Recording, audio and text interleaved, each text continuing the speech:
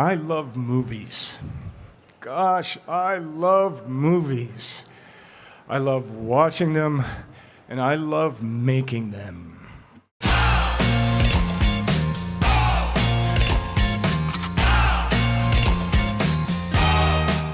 All right, welcome everybody to the first episode of the Effin' Nerds podcast. And before I introduce ourselves, I just gotta say that not since Predator, when Dutch and Dylan did that awesome handshake, has a duo looked this good on screen. Dylan! You son of a bitch. My name is Martin Moreno, and I am joined by Nick Denizio. And before we kind of move forward and get into it, I just want to give like a brief sort of small recap of how we got here. Origin story. A little origin story. It's probably not going to be better than the Damon Lindelof's Hooded Justice Watchmen origin story. But yeah, so I met Niz about 8 years ago. Something like that, roughly.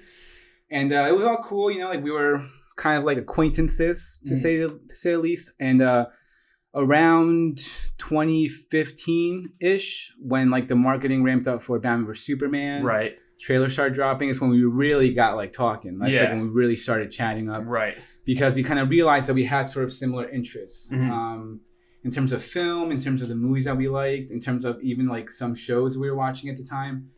And so what you're saying is you're gonna give a little bit of credit to Batman vs Superman. For this pairing right now. That's probably the only positive thing I'll say about that movie. I mean, no, there's a few positive things. So it's probably like I think there's a lot of positive things. But that's like probably like the top of in terms of I do not want to get into that fucking movie. But we're definitely doing a show on that movie for sure. All right, but it's definitely not going to be tonight. But yes, to get back on track, stay on target. Stay on target.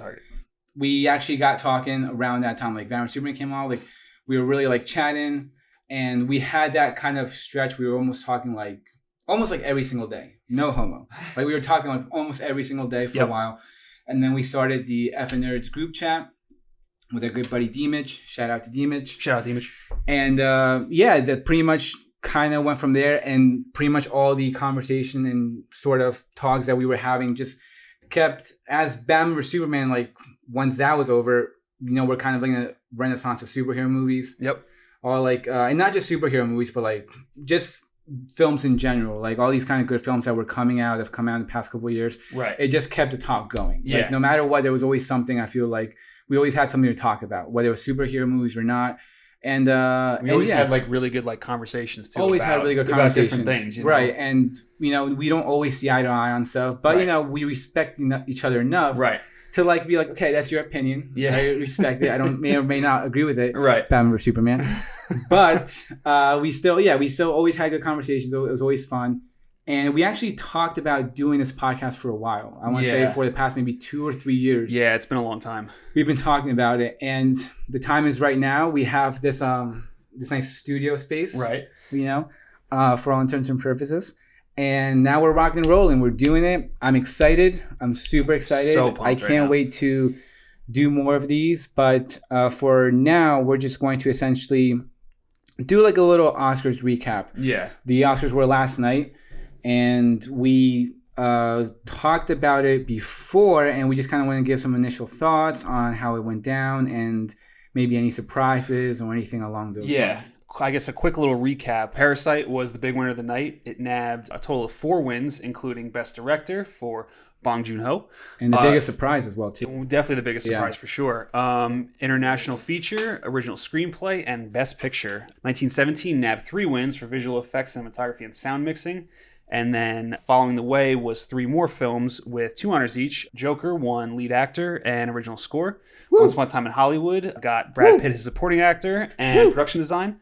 And Ford vs. Ferrari getting some love with film editing and sound editing. So anything kind of jump out to you from last night? Anything crazy? Any surprises for you? I didn't really have that many surprises. I was rooting for some of the underdogs, for example, like in the short film section with the live action film. We spoke about just before. I'm not a big fan of Neighbor's Window. Yeah. I know that it was sort of the front runner going into the Oscars, but I was more of a fan of NEFTA Football Club, and I think that was probably the third front runner. I think Brotherhood was behind Neighbor's Window. Yeah. But in terms of the Oscar shorts, I told you this before. I wasn't really a big fan of the Oscar shorts this year. I've seen them I've seen them for the past couple of years, and I wasn't too thrilled about them. But you know, like I said, I was rooting for the underdogs. I was rooting for Klaus.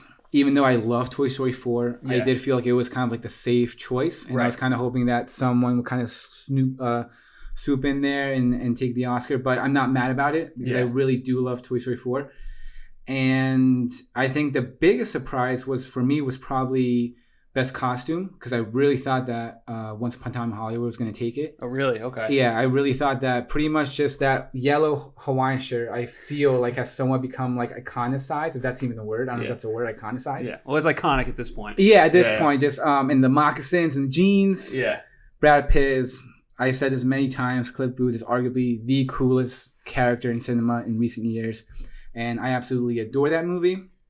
And I really thought that, I know it was a tight race. I know it's a tight race between Little Woman, Once Upon a Time in Hollywood, and even Jojo Rabbit was almost kind of sliding in. Yeah, it started to gain some momentum, like leading into this weekend, in this Oscar weekend. And but I think Little Women was always the front runner. Normally, like when you get into like period pieces like that, and the costumes are just really elaborate, even though we've seen it a million times before, for whatever reason, it's just because they're just so intricate. Just voters always go for it. Yeah, and then, I mean, it makes sense. Yeah. I think the production design Oscar for it was fitting. Okay, like it didn't get costume design, but the fact that it built essentially 1960s LA and Hollywood. Okay, cool. But obviously the biggest surprise for me was Parasite, which we'll talk a little bit more if you want to kind of go into the actual categories themselves. So which one do you really want to go into right now? So I mean, in terms of like the categories, like not wanting to run through every single one, but just some of the ones that really stuck out. So for visual effects, 1917 was the front runner for visual effects, but I really thought Lion King was going to nab it. Lion King had won a couple of Guild Awards leading up to it, and I thought that was really going to like kind of swoop in and kind of be an upset.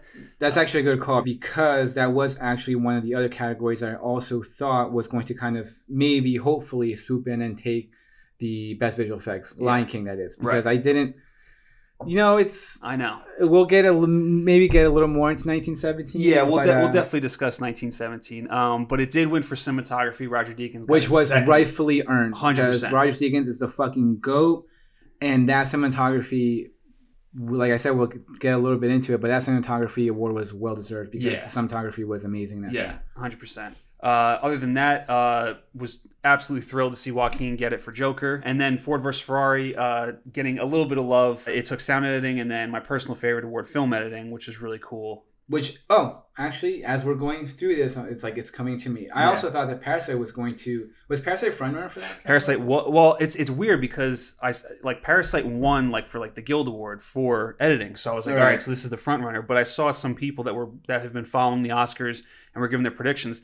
They had Ford vs. Ferrari as their number one pick throughout the whole season. So I was that's what I wanted to win, but I was surprised to see it win. Yeah, and in the way I see it, I also am kind of more in the camp where I do feel like Ford versus Ferrari does sort of stall out a bit at times, especially towards. I do have issues with the ending. Yeah, we've gone over this I think before. after we saw it, not to give any spoilers away, but I know that obviously if you are familiar with the movie, there's a big race at the end, right? Right. So once that big race is over, the movie goes on for about another 5 to 10 minutes, and that's kind of where your issues kind of lie. But it feels longer though than that. To me, in my opinion. Yeah, it does. Right. Because it actually might be 5 to 10 minutes, but I would probably say 15. Right. Just because it just feels like that. I do feel like there's a certain moment in the film towards the end where I just think it should end. Right. And I thought it would be perfect. I 100% agree with you. The second time around, I definitely agree with you that even though I don't mind it doesn't hurt the movie for me, but I feel like where you personally want it to end, that's where I would have ended it too. Okay, because I know the first time we saw, we were both kind of. I was kind of on the fence. You were more like it's fine. Yeah. But so you agree the second time around, yes. It was okay. Cool. Yeah. Cool. Yeah. So jumping over to some of the other awards for the night, Joker took home Best Score, which I thought was pretty awesome.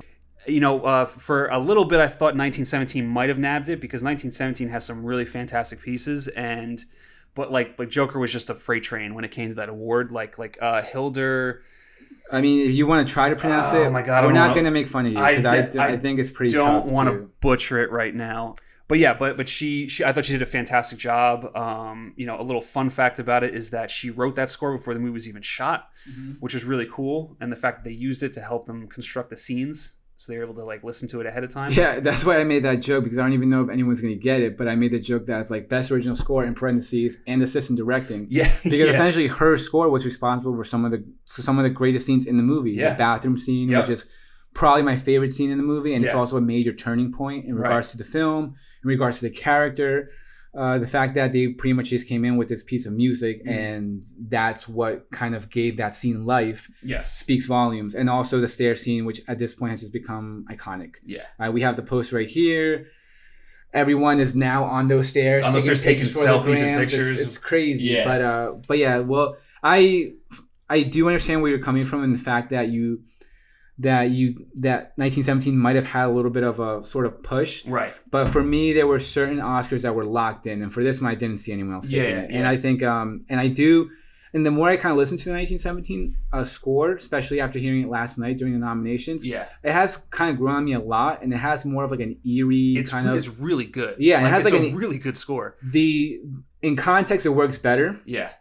But I think as standalone, it's still really good. And there's the one score, I believe it's maybe the night shot with the flares and everything. But there's the one score that's like very eerie and dark. Yes. And it almost has like a horror film vibe to Yeah. it, which is the one that they were playing a lot last night. Yep. And I kept hearing it, and I was like, Which I thought that was pretty cool how they introduced the original score. They basically had a conductor right. run through each piece. And actually, as a matter of fact, we were just saying we were saying that before. Not that we talked into existence or anything, but we were saying about how it would be great to have a live orchestra or something kind of. You know how all the original songs are essentially performing their original song. Right. How it would be cool if there was an actual orchestra performing. like some of the pieces of the Right, score. and Which they kind of did a little bit, but I want to see like more, like, you know, because like with original song, I understand why they do it, and you know, it's not one of those things where it's like, you know, you don't want to take away from the artist that created those songs. You know, you want to give them their moment on stage, singing a song, and it's really cool. But and Jesse Buckley should have been up there singing for Wild Rose, but whatever. You know, but it really makes the show last a much longer time. It does. I mean, you're talking about at least an extra 25, 30 minutes. Yeah, just on that, which is like, it's a little much. And maybe if they did, I mean, I don't know. I don't really want to get into it too much, but maybe if they did something where it was you know how they sort of had like amalgamation of the scores from the orchestra. Maybe they did something like that, where they did like a giant number, where it was an amalgamation of all the songs kind of being performed, and I don't know, just kind of shooting the shit right now, but yeah, best original score, well deserved, because that score is fantastic. It's awesome. It's fantastic. It's so good. Speaking of which, for best original song, Right. Rocket Man won. The name of the song escapes me a bit. I can't. It's escaping me as well. Should have had this up. What an amateur moment. Original song. Here we go. I'm Gonna Love Me Again. Okay. Yeah. So Elton John and Bernie Taupin took home the award. Is this Elton John's first nomination? No, it's actually his like fourth. He got nominated 3 times for Lion King, right? Lion King. Right. Yeah. Okay. So it's okay. So he has been nominated many times before. He got nominated before for Lion King, but did he win for Lion King? Yeah, he won for Can You Feel the Love Tonight? Okay. All right. So it's the second Oscar. Yeah, second Oh, Oscar. nice. Okay. Man of many talents. Yeah. Do you think he was snubbed for his role in Kingsman 2? Yes, by far snubbed for his role in Kingsman 2. Oh God. Okay. On to screenplays. Yeah, let's jump over to screenplays. So, adapted was Jojo Rabbit for our boy Taika Waititi. Yeah, man. I'm so happy for him. I love that man. Yeah. I fucking love Taika. I'm so happy he got his Oscar. And then that video that we saw, I believe it was Brie Larson. Yeah, Brie Larson posted he it. was putting it underneath a chair. He's just shoving the Oscar under the chair in front of him. That dude is just a hoot. Yeah, absolutely hilarious. And then Parasite, one of its big awards for the night, took it for original screenplay. That was the first major one, right? Yeah. I mean, we all knew it had international film in the bag. Right. But when it took this, it was kind of like, okay. I'm all on the Parasite. Like, I'm Yeah. so happy when all these awards. I love that film. I think it's all well deserved, and we will get more into it as we talk more about these categories. Right. So you want to jump into the actors? Sure. Or is there anything else you want to talk about in terms of any of the other categories? Anything else like jump out at you? Any other Well, of like the tech stuff? Any, you know? Not necessarily. I mean, we pretty much covered everything in terms of effects, editing. Yeah. Film. Oh, I actually know what I wanted to talk about. Animated short film was Hair Love. And one of the, I'm guessing he was a director, Matthew A. Cherry, who's a former NFL player. Basically, it was awesome that he won. We found out that he was an NFL player. And then as the night started to roll on, found out that he tweeted out in 2012 that he was going to win an Oscar. And then our boy Josh, basically you sent want out... to talk about resilient? Yeah. This dude, I didn't really hear from him. I probably didn't really know who he was He before. did play for the Panthers. He did play for the Panthers. Yeah, he was on the Panthers. Well, he was like swinging around from team to team. Yeah, he would play for a couple teams. Okay, well, look at me. But anyway, didn't really know too much about him before last night. But in these past kind of 24 hours, just seeing how, like, the confidence he had in himself, seeing just how, like, that guy knew. Oh, yeah. Like, and it's exciting to see because I'm sure, Right. granted, I'm sure a bunch of people say that. Like, I have this Oscar-winning idea. Like, Right. people are always, like, very confident in themselves. And rightfully so, you should be. Like, go ahead, do your thing, and just, believe in the best.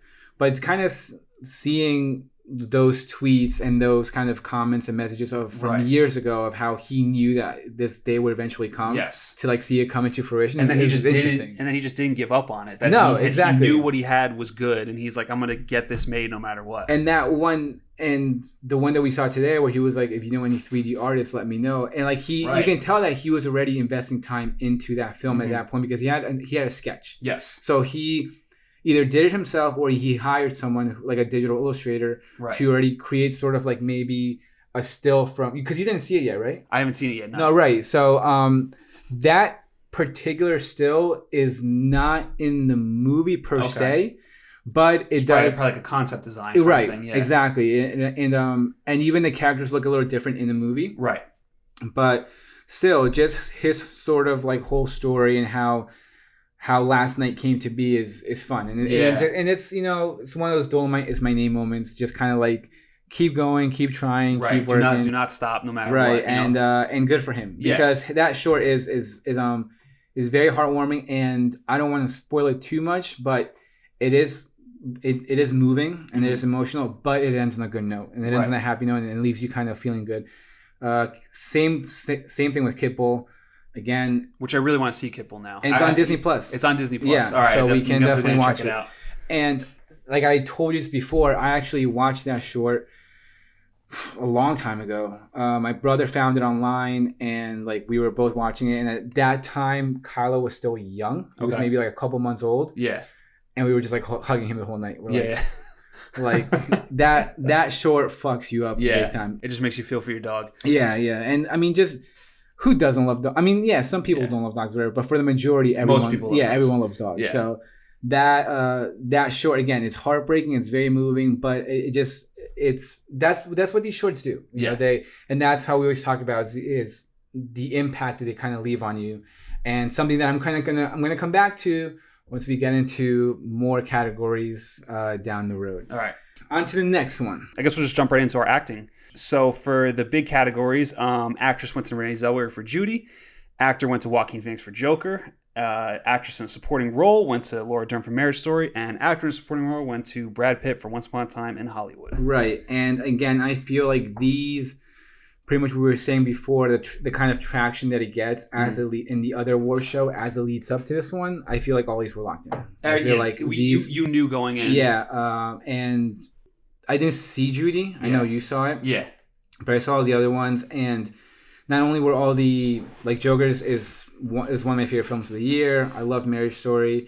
Once Upon a Time in Hollywood is actually my favorite film of the year. Okay. And like I said, I love Cliff Booth, man. Cliff Booth is a fucking man. I just want to go and have a Bloody Mary with him, and just hang out with that dude because he's just such a cool guy. And not so much because something that we haven't kind of said is just the competition that there was this year. There was a lot of good film. Competition. It's a lot of good film. A lot of good work was done, and these actors, I feel, was just like about fucking time. Yeah. Like about Joaquin Phoenix, like about time. Brad Pitt, Laura Dern, Renee Zellweger she was doing that show with a bow and arrow.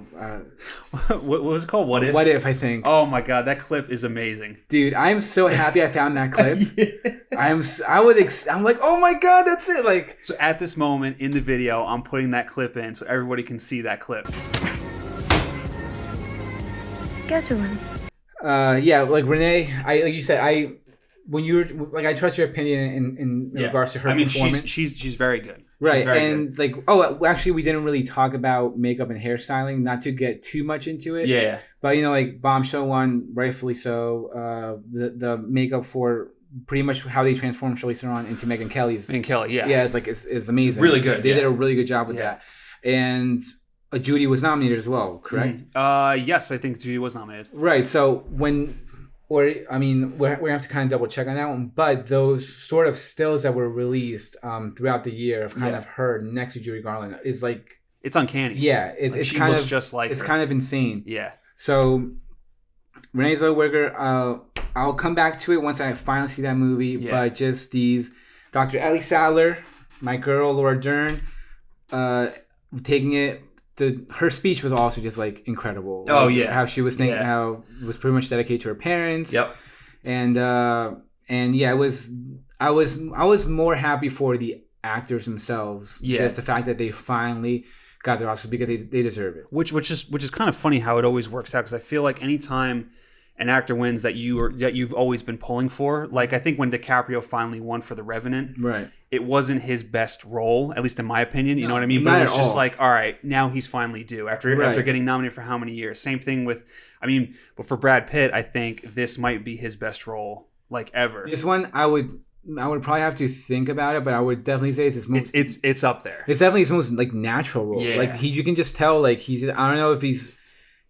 I almost don't feel like he's acting that much. I feel Right. like he's just kind of like chilling, just kind of laid back, Yeah. like a little mannerisms here and there. But you just completely buy into this character of Cliff Booth. Right.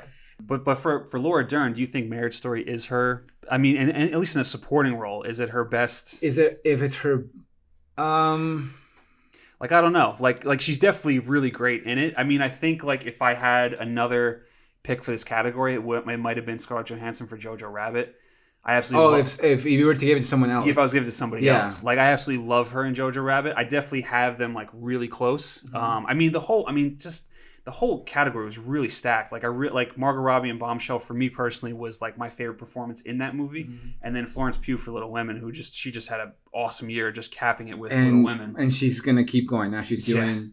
Those are the ones that we're talking about that we're gonna essentially keep an eye on. Jessie Buckley and Florence Pugh, how they essentially kind of exploded on the scene. Right. And I know they've been around for a while because I was looking at their credentials before, but I only really came familiar with them like this year.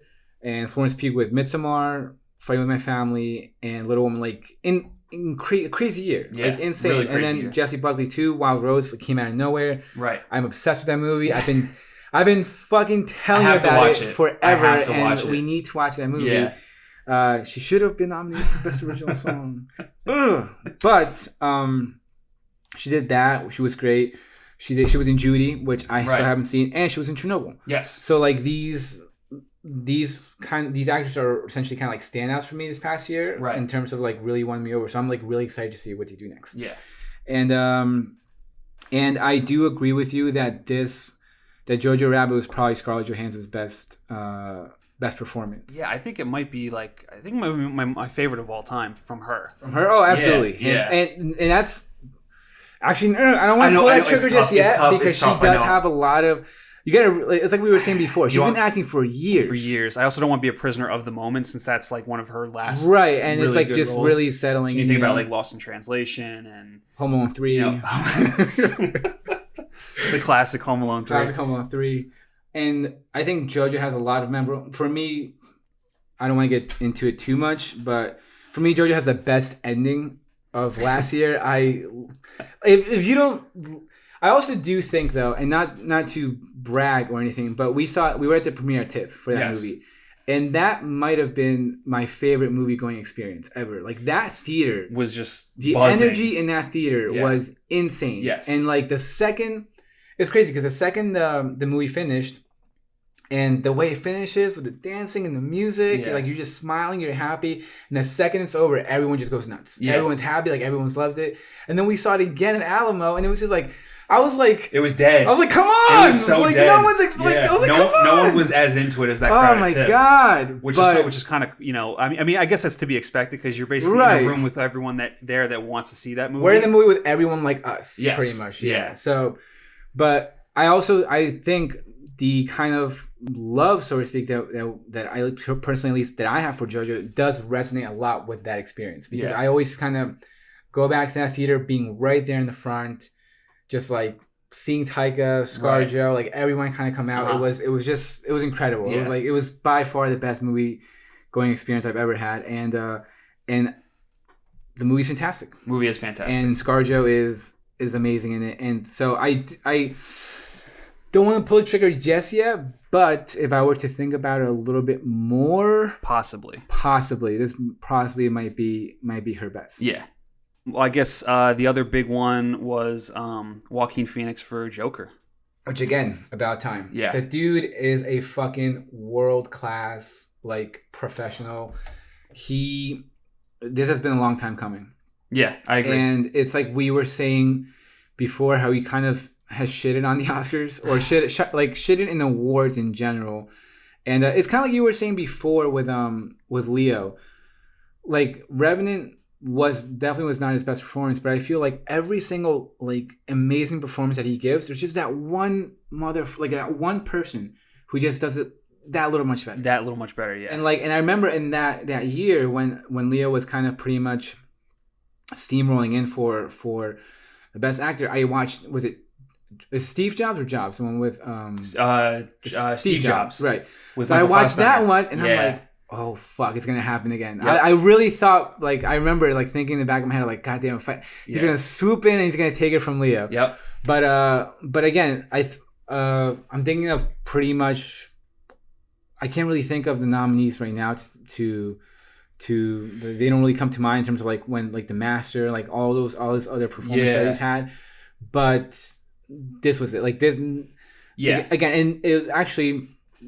It's kind of almost reversed, where I feel like Adam Driver gave the performance of a lifetime, Oh, 100%. and there was just Joker was just that little bit much better. And I think a lot of people don't consider Joker to be Joaquin's best performance, which, I mean, you could absolutely argue it, but I think it was just one of those ones where the entire movie is him. You know, there's not a scene without him, and it just feels like all of his talents are just on display front and center, and he's firing at all cylinders. Dude, like, just giving you an awesome performance. So let's yeah, absolutely. It's you definitely just, time. You just notice more and more, like the more you watch, you just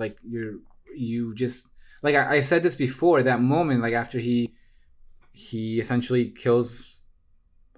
Am I spoiling it at this point? I mean, it did make over $1 billion. I feel like if Yeah, you all right, haven't well, seen it at whatever. this Well, point- the final. Well, I'm not gonna. all right, what I'll do is I'll throw up a spoiler tag and I'll tell people where to skip. No, I'm just gonna say like the climax at the end. So to Yeah. speak, after he does what he does, and like his little kind of like gets up and he like his little like the leg bop, that little and dance and everything. that yeah. to me is like I told you this before. Is like it's Norman Bates. Yeah. When they discover his mom's body and he kind of comes out with like the dress, With like the wig on and right. everything, It's like yeah. it's just like the mannerisms of just essentially this character, almost just he's completely liberated at this point, and he's just letting free. He's just letting Right. loose, and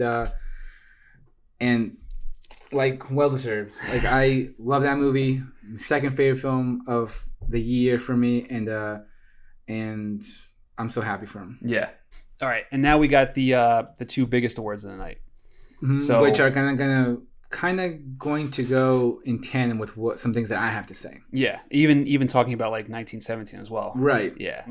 Both Best Picture and Best Director, for the first time in a while, went to the same movie, and it was Parasite that was the big winner, which was kind of a shock because we kind of had it that they were going to split. I think you had Parasite for Director. I have Parasite and for Director and International International, Right. And then you had 1917 as your winner for as a winner for Best Picture. for Best Picture, and I had it flipped. I had Mendes for Director, and I had Parasite for Picture. And actually, 1917 won the PGA, correct? It did. 1917 won PGA and the DGA. Right. Yeah. So my kind of process going into this was pretty much from last year with Alfonso Cuarón, how they gave him Best International for Roma, Best Director for Roma, Right. and then they gave Green Book the Best Picture award. So I thought it was going to be that situation where Bong Joon-ho takes Best Director, Parasite takes Best International Film. Yep. Like, here you go, congratulations, you deserve it. And then we're going to give 1917 the Best Picture award. And holy shit. Yeah. I did not expect that at all. Nope. You had it. I was already like balls deep in that tweet of writing about essentially like low key shitting on 1917, like how he does not deserve to win it. And I'm looking for a GIF to go along with the tweet, and before I click, like I wanted to, I was gonna like time it, like boom, like right on the dot.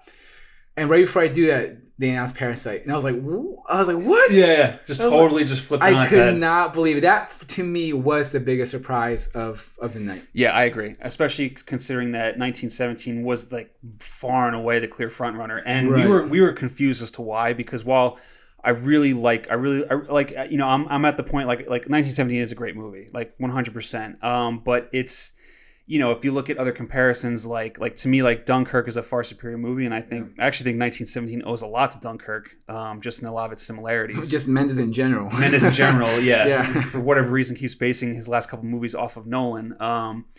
But yeah, like it was just such a shock to see it take it. But I was really happy, man. I love Parasite. It was also really cool seeing Bong Joon-ho and how excited he was. Like, I think it was for when he won screenplay. They show him like holding the Oscar and he's like looking at it. He's looking like a baby. Like a baby. Like, He starts getting all giddy and stuff. Yeah. I was like, oh my God, this is amazing. I'm not sure if he has children, but I can definitely, like, I'm not sure if he has children, but if he does have a child in like the foreseeable future or at any point from now on, he's going to hold that child, look at it in his eyes, and think to himself, this is the second greatest moment of my life. Like, pretty much, like, that's the vibes I got from that, like, little, that snippet. And, excuse me, to kind of go back to 1917, what we were talking about before is how we both do feel like it's a little overrated. It's like I was saying before about how just sort of like emotion of like a film and like just how it impacts you emotionally. Yeah. I just don't really get any of that with 1917, and I felt like it was going to be given Best Picture, not necessarily for the quality of the film. It's not a bad film by any means. No, it's a great film. It's a great cinematic achievement. Yeah. But for that, like, like it's more of like, here's the Best Picture for cinematic achievement, right? Rather than like an actual. Are you truly the Best Picture? Which exactly. Which, like the Oscars in the past, I mean, like, you know, 9 times out of 10, what we consider to be the best movie never wins Best Picture. Which is another reason why there's just so many great reasons as to why Parasite won last night. It made history. It's essentially something with that I saw today that you actually retweeted with Slumdog Millionaire about how it's. Oh yeah, so Parasite is the first movie since Slumdog Millionaire to win Best Picture without any acting nominations. Right, it's the best non-English speaking film. Is that correct? I can't think of the last Best Picture film that won that wasn't I think Crouching Tiger, Hidden Dragon might have been the last one. I'm pretty sure that won Best Picture and it wasn't English speaking. Yeah, so history has been. This is by the Hollywood Reporter. So history has been made. Parasite has just become the first non-English language Best Picture at the Oscars. Okay. So, and like, well deserved, like, so amazing. And so for those reasons, for the fact that it's an international film, for the fact that the whole how people are with subtitles, like, get over it. Right. Just there's so many reasons for this film winning that just made me like really excited and like really happy. And I think it speaks volumes to what we can see moving forward. Right. So, you know, for them. I think it also goes to show too, like, not to just let subtitles hold you back from seeing a movie. You know what I mean? Because, and it's one of those things like subtitles, like some people are like, oh, I can't watch that as subtitles. But like once you start watching it and then it starts going, you fall right into it. It just becomes like another thing. Like it's easy. Right. Like you just get so used to the subtitles being there that you just get, you know, completely swept up in the movie. You know what I mean? Right. And we saw Pain and Glory. Wait, was Pain and Glory nominated for Best Picture? No. Pain and Glory was Best nominated for international feature, and it got Best Actor. Right. You're right. And again, another movie that we saw with, again, international feature subtitles, but we kind of leaving that film. Obviously, not to like kind of stray away, but leaving that film, we were both kind of like on the. We enjoyed about 80% of it, and then the last 20% we were both like, eh. Right. I don't know how you feel about it now, but for me, that movie, if I were to redo my top 10 of last year, that movie would be my top 10. Like, that movie has really grown on me. has really like the more I could not get that movie out of my fucking head after we saw it. Like, it was just in there. Definitely for like, sticks with you, and I think that that's a major credit to how they craft the ending. right, Because the ending is just so like that final like shot. creative and awesome, and like I absolutely loved how it ended. And regardless of any issues I had with the movie, it definitely stuck with me. I liked it more, the more and more I thought about it. I really do want to rewatch it for sure. Me too, for sure. But yeah, I really was a fan of that too. So it was cool. Like I know, like in the past, like I'm awful with branching out and trying to see more foreign films. Bro, that's what I'm here for. I know. I got you. Well, I'm gonna introduce. I got you. We watched Train to Busan, Which was a fantastic which I knew you were gonna love. Yeah. I got you to go watch Pain and Glory. Yep. And I need you to watch Ashes of Purest White. That's probably next on. Like, there's actually a shit ton of movies. I know. I would say there's so many. that we have to watch. But Parasite was my number one movie last year. Of last year. Of Right. 2019. So I was thrilled to see it win. I think I'm with you too. That I have Parasite as my number one. Okay. For a while. For the most part, I had like number one was Parasite, and I had like Once Upon a Time and Joker or whatever, like kind of fluctuating in that like second and third spot. Yeah. And then I ended up seeing Joker in Hollywood multiple times before I rewatched Parasite. And then I literally went on that fucking rager where I watched Parasite like 5 times like a week. Yeah. Which was crazy. Yeah.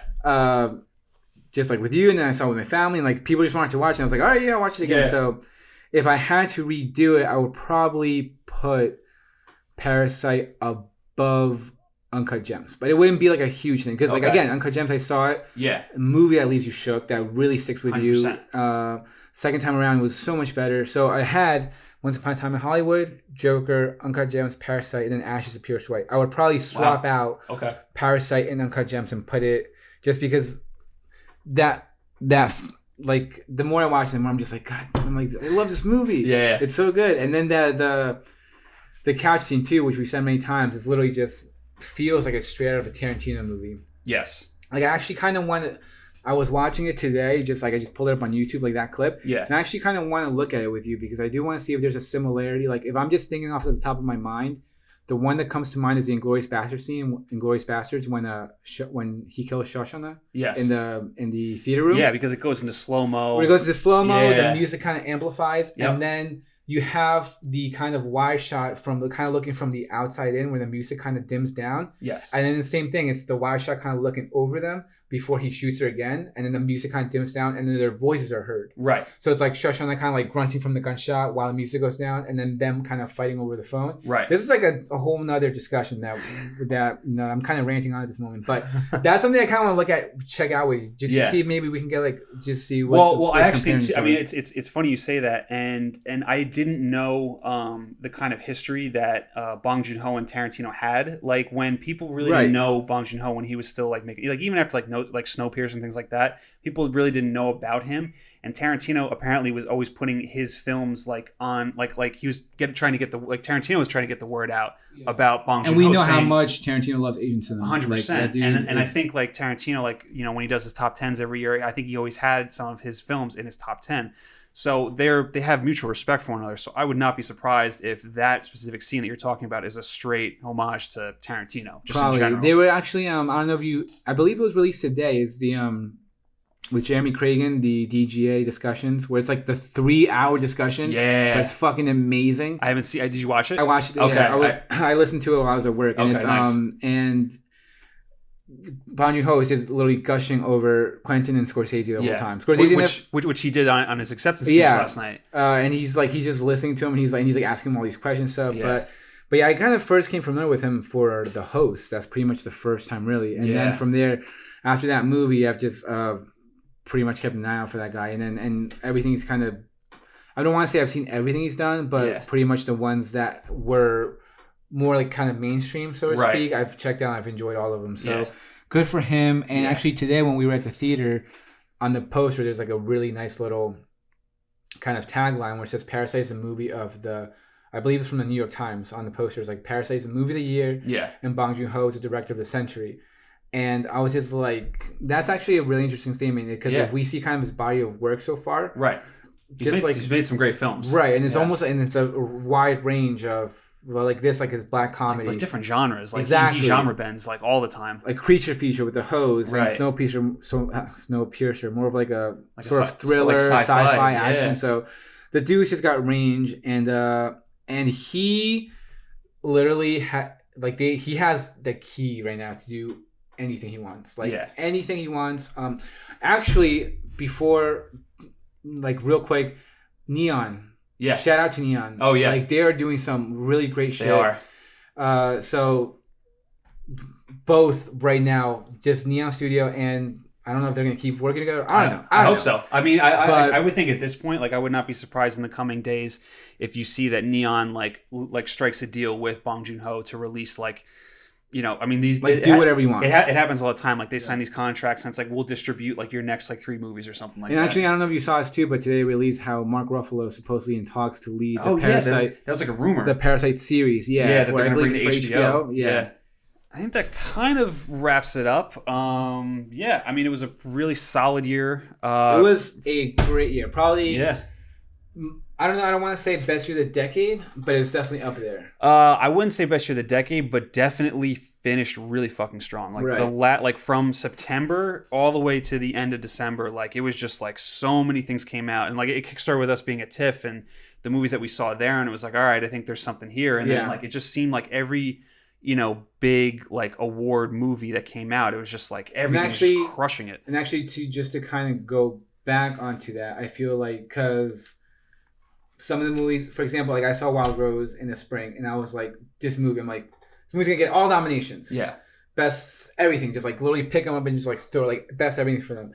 But just how good the movies were later on in the year, just how essentially like, movies like that just kind of got lost. Yeah. You know? And like it's not a fault to them, but it's just the fact that like it was just a strong year. Really revved up. Yeah. And that's also a testament to Hollywood too, coming out in like summer season, in July, and really like sticking strong, kind of cutting through any of the competition that came out in the latter part of the year. So yeah, great year, and we're about to hit pretty soon. We're about to start getting into it again. Yeah. So we saw there have been some. I don't know if there's a movie that stands out to me this year so far that I've seen. Yeah, for this year, it's definitely been decent. Like usually, like when you get into January and February, it's kind of like a dumping ground, right? You know what I mean? So it's like I think majority of the movies that we've seen so far have been. Although some films in the past, in more recent memory, have taken advantage of that, of the fact how it's kind of seen as a dumping ground. Yeah. So especially like horror films, like Get Out, and a lot of Blumhouse kind of releases some of their films. I mean, I think we're about to get to that point where it's like February has some good stuff, and then March is really going to kick into high gear. But like what we've seen so far, I mean, majority of the stuff I've enjoyed. I wouldn't say that there's been a bad movie that I've seen so far, even though bad movies have come out this year. I mean, for me personally, but yeah, I'm excited to see like where this year's going to go. There's a lot of stuff coming out and a lot of big expectations. Right, like March is essentially going to kick it off, like March, and then like we got Quiet Place coming. Yep. Spiral coming. Spiral's May, right? Spiral's May. Right. So some stuff that we want to talk about, which we will talk about, and I'm so excited to talk about. Like I'm so excited we're doing this. I'm so excited for anyone. Like thank you to anyone who's watching this and taking the time to listen to us shoot the shit. Something that we've been doing for years, like we said, and we're actually now just putting it on camera. Yeah, exactly. Finally putting it on camera. For people to see our faces. I think what we're going to try to do going forward is get something out at least like once a week, possibly. That's the plan right now. So right now it's the day after the Oscars, so we're probably going to release this a little bit like later this week. We're doing another episode in the next couple of days, which we will plan on releasing the following week. Yep. And yeah, we're going to not necessarily talk about something that actually we probably should have said earlier, but we're not going to do just movies. We're going to talk about TV shows, some things that just kind of, if there's any stuff that like breaking news, out, right? Any kind of breaking news, just like a prime example, like Sam Raimi's in talks to do Doctor Strange. Yep. I really want to talk about the Spiral trailer. Yeah. Like, there's a lot of stuff that we want to talk about that. We will get to, and like I said before, I feel like we're in this sort of day and age where there's always decent news kind of coming out, and it always keeps us kind of just talking and chatting, and it always keeps the conversation going. So, yeah, I'm I'm excited, man. I'm Yeah. so excited to do this, and those are kind of like my closing thoughts. I don't know Yeah. if you want to just add, like, I don't know if you want to sprinkle anything else on there, but that's kind of just my closing thoughts. I would say that for the next episode, we're going to talk about Birds of Prey, which we saw tonight, and we're going to talk about The Gentleman, even though it came out already. We're going to talk about that a little bit too. I think once we start really getting into the swing of things and we kind of get into a rhythm of doing this, we'll stay a little bit more up to date with Right. certain things. But yeah, I honestly can't wait to really get moving forward on this. And, But it's the first episode. I'm gonna put a stamp on it right now. I can't wait for that day we can talk about the Batman, because that's our shit. Yep. That's pretty much what kind of brought us together. yeah. Even though, like I said, one of the highlights of Batman vs Superman, the fact that it kind of really got us talking and started this, what eventually become to what is now. But I can't wait for that official still of Just the coming costume. soon. It's coming soon. They're filming now, so I would imagine that we would get it sometime soon because they don't want to spoil any. I would think so, although I'm surprised that we haven't really seen any on-set stuff yet. I think they're really keeping it like tight. I think they're really keeping it close, which I like. I don't want to. Yeah. I don't want to see like the same thing happened with like when Shazam was filming. You saw that costume everywhere with like just these people and for taking some pictures. fucking reason, they didn't. Yeah, I don't understand why they took forever to release an official still for Shazam. I know. But that's a whole nother conversation for a whole nother Yeah. day. I think with the Batman, they're going to do it right. Yeah. Yeah. And like I said, this cast, I have so many thoughts about this cast. Like Dane Cook once said in a skit a long time ago, 3 things are certain in life: death, taxes, and painful shits. And I'm going to add a 4th, that the Batman is going to be incredible. And there's so many reasons to support that. I think a lot of people feel the same way. But once that day comes, Yeah. where we can finally like just really dive into some like Batman news, because it's been for like almost 2 years now, Yeah, with all the drama and I everything that's know. kind of been going on, and now we're finally on here. target. Yeah, We're here. We're getting here. We're going through, like we're in it. So filming has begun. I'm sure shit's gonna start dropping fairly soon. Hopefully, it's gonna have a big Comic-Con presence, I imagine. Oh, massive. There's a whole, oh my god, there's so much I have to say, but we will get to that one day. But I would like to talk about the cast at least fairly soon, Yeah, because there, like I said, I have thoughts Yeah, okay. about that. So yeah, okay. I know I said those were my closing thoughts before, but I'm adding a little extra to it. that's fine. Yeah. Anything else you want to say before we wrap it up? I guess follow us on our brand new Twitter. Yes, we just started a Twitter yesterday. Yes, yesterday we live tweeted during the Oscars. We got like 14 likes from one tweet, and we were through the roof. I think we gained like 1 follower. 1 Yeah, or 2 which followers. was amazing. Yeah, awesome. You know? It was so good. But yeah, we are at FN_nerds on Twitter, and I think tomorrow I'm gonna create a Instagram account and also throw up a YouTube page and get the ball rolling on just throwing us out there. Yeah, and then So- hopefully we'll get some. If you stuck it out this whole Yes. episode, definitely please come back and check it out, because like I said, we have thoughts. We have thoughts. What movie is that from? Sick Thoughts. Role models. Yes, my guy. Role models. Okay, I shouldn't have doubted you. There was no way you were not going to get that. But yes, thank you all so much. Thank you. And that officially concludes the first episode of The the F Nerds F Nerds podcast. podcast. Thank you. Bye.